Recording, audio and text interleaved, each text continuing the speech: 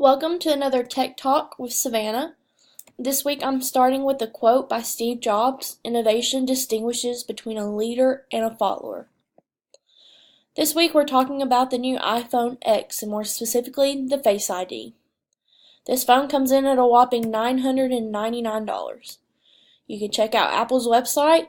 It gives a lot of good tutorials and videos and more information about this new iPhone. Some of the pros of the new Face ID software: tends to be a little better secure, and there's a 1 in a million chance that somebody else can get into your phone using the Face ID software. But with a lot of pros, there are a few cons.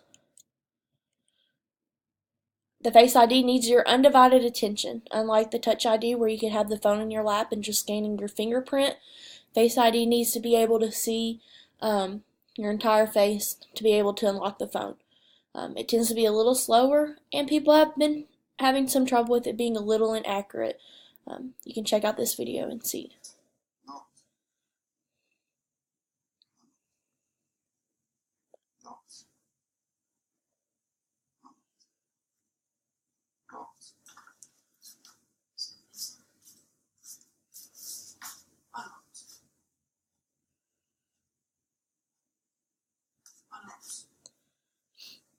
So as you can see, the device unlocked for two different individuals. Is this a permanent problem? The Face ID software is relatively new, so Apple has a lot of room to grow and improve on this specific software. I'm giving this product 3 out of 5 stars merely because it is so new, and there's so much to improve on, and Apple has a good path ahead of them. Thanks for joining me for Tech Talk. Hope to see you next week.